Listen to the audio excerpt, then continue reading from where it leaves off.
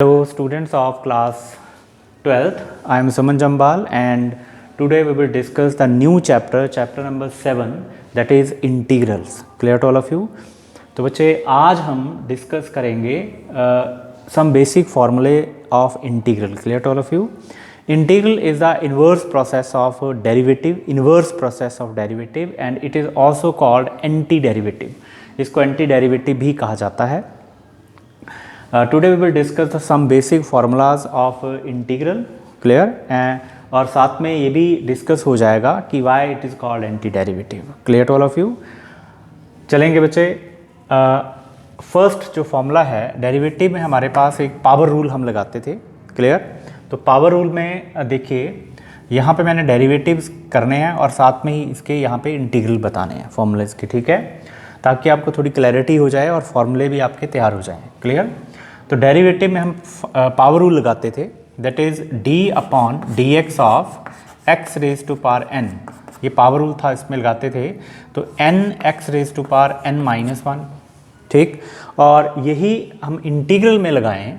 अगर हम इंटीग्रल में भी यही कॉन्सेप्ट यूज़ करें तो integration of x raise to power n d x, it is a sign of integration.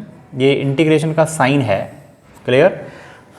ठीक है, और विद रिस्पेक्ट टू x हम इंटीग्रेट कर रहे हैं. dx का मतलब with respect to x integrate कर रहे हैं. It means x is the variable.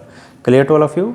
जब हम x raise to power n यहाँ पे पावर रूल लगा रहे हैं तो ये लग जाएगा x raise to power n plus one upon n plus one plus c. c is called the constant of integration.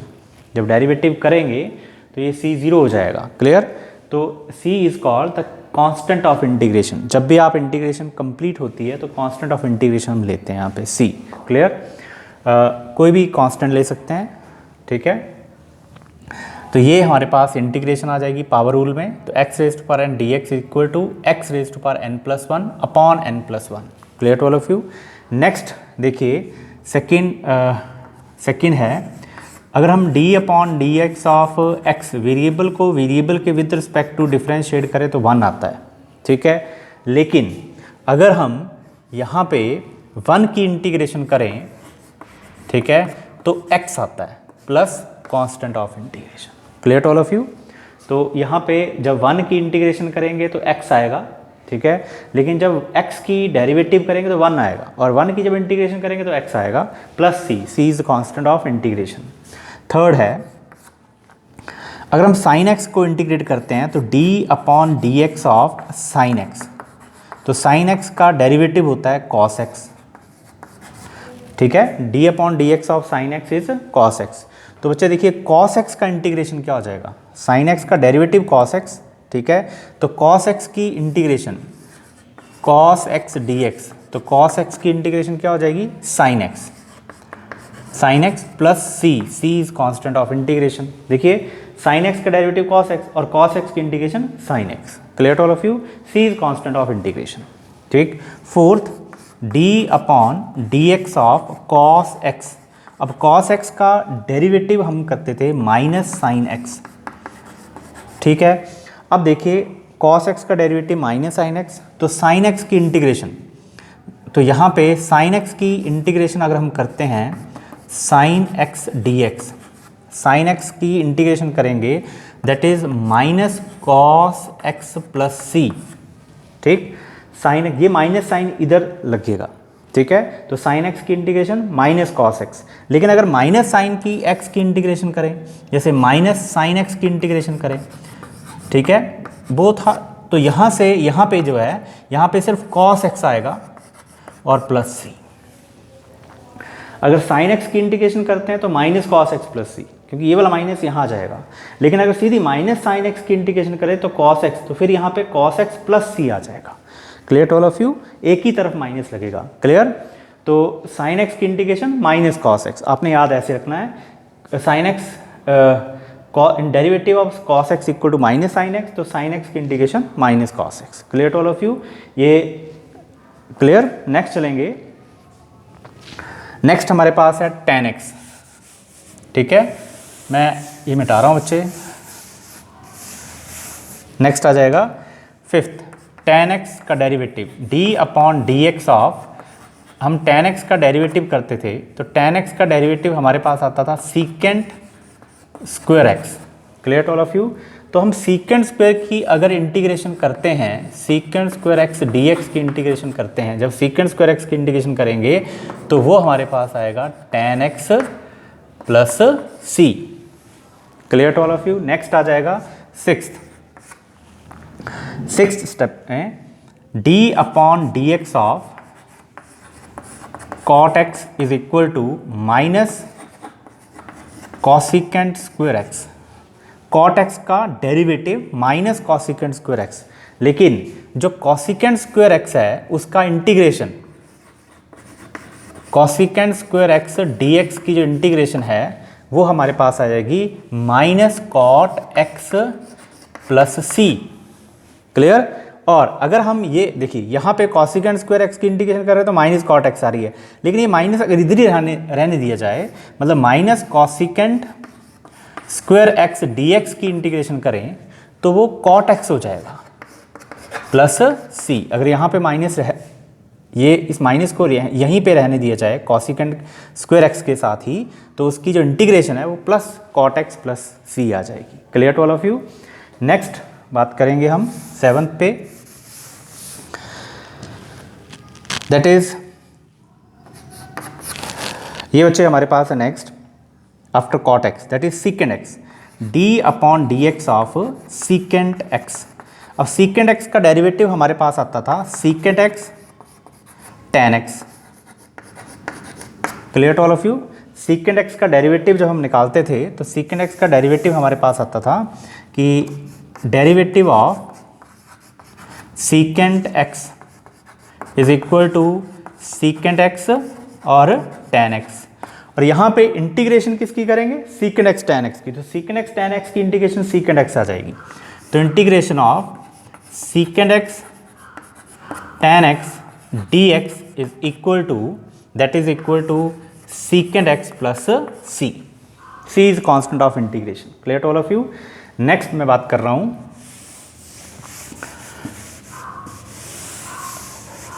Next चलेंगे बच्चे।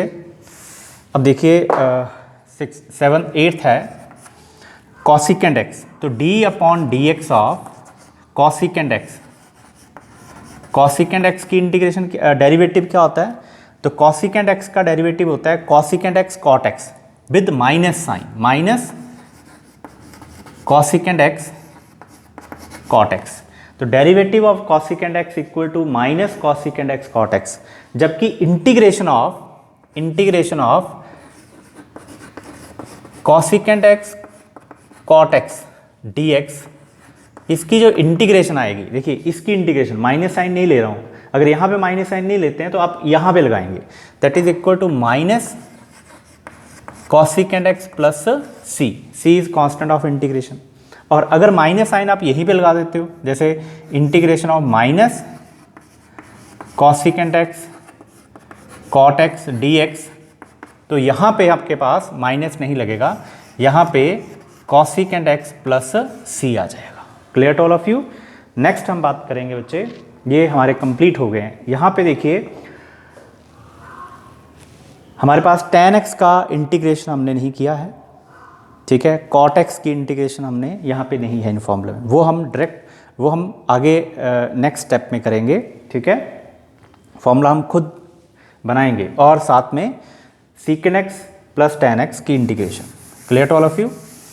नेक्स्ट आ जाता है हमारे पास, देखिए इन्वर्स ट्रिग्नोमेट्री में हमने किए थे डेरिवेटिव ऑफ 9th में, 9th पार्ट आ गया derivative of sine inverse x. तो डेरिवेटिव जो था d upon d x of sine inverse x dx का डेरिवेटिव क्या करते थे हम, ये आता था हमारे पास 1 upon under root 1 minus x square, that is the derivative of sine inverse x. लेकिन इंटीग्रेशन देखिए, अगर हम इंटीग्रेशन करेंगे किसकी, इसकी इंटीग्रेशन, तो integration of 1 upon under root 1 minus x square d x, इसकी जो इंटीग्रेशन है that is equal to sine inverse x plus c. Clear to all of you. Next step में आ जाएगा, यहाँ पे 1 है, ए भी यहाँ पे कोई वैल्यू हो सकती है। Clear to all of you. उस केस में अलग फॉर्मूला लग जाता है फिर, ठीक है, लगेगा यही, लेकिन वहाँ पे साथ में कुछ और भी आ जाएगा। Clear to all of you. Next हम बात करेंगे 10th में d upon d x of cos inverse x. तो कॉस इनवर्स एक्स का डेरिवेटिव हम करते थे -1 अपॉन √1 माइनस एक्स स्क्वायर। ठीक है, अब देखिए जब इसकी इंटीग्रेशन करेंगे, मतलब कि -1 upon √1 minus x square d x की इंटीग्रेशन करेंगे तो वो आ जाती है हमारे पास cos inverse x plus c. ठीक, लेकिन कई बार क्या होता है, माइनस साइन यहाँ नहीं लगाते तो 1 upon √1 minus x square d x ही रहने दिया जाए, तो ये minus cos inverse x plus c. इस केस में देखिए आप यहाँ पे 1 upon √1 minus x square d x is equal to sine inverse x plus c. ठीक है, जबकि यहाँ पे √1 upon √1 minus x square d x equal to minus cos inverse x plus c. तो अगर आप किसी क्वेश्चन में कोई बच्चा ये वाला फॉर्मूला अप्लाई करता तो उसका आंसर में ये आ जाएगा साइन इनवर्स एक्स, और अगर ये वाला फॉर्मूला अप्लाई करता है तो ये cos minus cos inverse x आ जाएगा। तो इंटीग्रेशन में जो आंसर है वो वेरी कर जाते हैं। Clear to all of you, they vary will each other. तो बच्चे जब हम इंटीग्रेशन करते हैं तो जो आंसर है वो वेरी कर जाता है। Clear to all of you, ये दोनों फॉर्मूले में अगर आप कोई भी अप्लाई कर सकते हैं एक ही क्वेश्चन में, तो देखिए आंसर जो है वो वेरी कर जाएगा। Clear to all of you, तो आंसर वेरी कर जाते हैं इंटीग्रेशन में। क्लियर। नेक्स्ट हम बात करेंगे कॉस इनवर्स एक्स के बाद टैन इनवर्स एक्स की। ठीक है, तो नेक्स्ट है बच्चे 11th फॉर्मूला इसका d upon d x of tan inverse x. तो टैन इनवर्स एक्स का डेरिवेटिव होता है 1 अपॉन 1 प्लस एक्स स्क्वायर। ठीक है, लेकिन अगर हम 1 अपॉन 1 प्लस एक्स स्क्वायर की इंटीग्रेशन कर दें तो 1 upon 1 plus x square d x की इंटीग्रेशन करें तो ये हमारे पास बन जाएगा क्या, tan inverse x plus c. C is the constant of integration. Clear to all of you. Next 12th है d upon d x of cot inverse x that is equal to -1 upon 1 plus x square. ठीक है, और अगर हम -1 upon 1 plus x square की integration करें तो -1 upon 1 plus x square d x की अगर हम इंटीग्रेशन करते हैं तो ये आ जाता है हमारे पास माइनस तो हमने यहाँ ले लिया है, तो ये सीधा यहाँ पे कॉट इनवर्स एक्स प्लस सी आएगा। ठीक है, और इसी फॉर्मूले को हम ऐसे भी कर सकते हैं। देखिए अगर माइनस यहाँ ना लगाएं तो ये 1 upon 1 plus x square d x आ जाएगा। Clear to all of you, 1 upon 1 plus x square d x आ जाएगा, और यहाँ पे माइनस ये वाला यहाँ अप्लाई कर देंगे तो minus cot inverse x plus c. तो ये ऐसे ही जैसे पिछले फॉर्मूले में मैंने आपको बताया, सेम वैसे ही यहाँ पे भी अगर किसी क्वेश्चन में आप 1 अपॉन 1 प्लस एक्स स्क्वायर का इंटीग्रेशन जो है वो टैन वर्स लिखेंगे, और कोई और बच्चा जो है वो उसी क्वेश्चन में 1 अपॉन 1 प्लस एक्स स्क्वायर का डेरिवेटिव इंटीग्रेशन जो है वो माइनस कॉट इनवर्स एक्स लिखता है, तो आंसर वेरी कर जाएंगे। Clear to all of you. Next हम बात करेंगे, लेकिन आंसर आपका ठीक है, क्वेश्चन बिल्कुल ठीक है, आंसर वेरी कर जाते हैं इंटीग्रेशन में। क्लियर। नेक्स्ट हम बात करेंगे बच्चे, ये हमारे पास कॉट इनवर्स एक्स आ गया। नेक्स्ट है सीकेंट इनवर्स एक्स। ठीक है, मैं इसे मिटा रहा हूँ यहाँ से। Next derivative of secant inverse x, तो d upon d x of secant inverse x is equal to, ये 13th फॉर्मूला है हमारे पास। ठीक है, is equal to 1 upon x under root x square minus 1 होता है। क्लियर। अब इसका इंटीग्रेशन अगर हम करते हैं, integration of 1 upon x under root x square minus 1 d x is equal to, ठीक है, इज इक्वल टू ये आ जाएगा secant inverse x plus c. C is the constant of integration.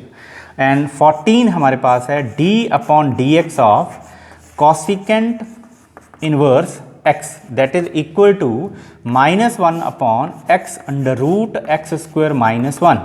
तो यहाँ पे बच्चे जब इसकी इंटीग्रेशन करेंगे, देखिए तो -1 upon x under root x square minus 1 d x is equal to cosecant inverse x plus c आ जाएगा। ठीक है, और अगर माइनस साइन नहीं लगाते हैं, अगर हम यहाँ पे हम ऐसे लिख देंगे इसको x under root x square minus 1 d x. Clear. तो अगर माइनस साइन अगर हम नहीं लगाते हैं तो ये यहाँ पे लग जाएगा minus cosecant inverse x plus c, ये आ जाएगा। Clear to all of you. Next हमारे पास जो फॉर्मूला है दैट इज,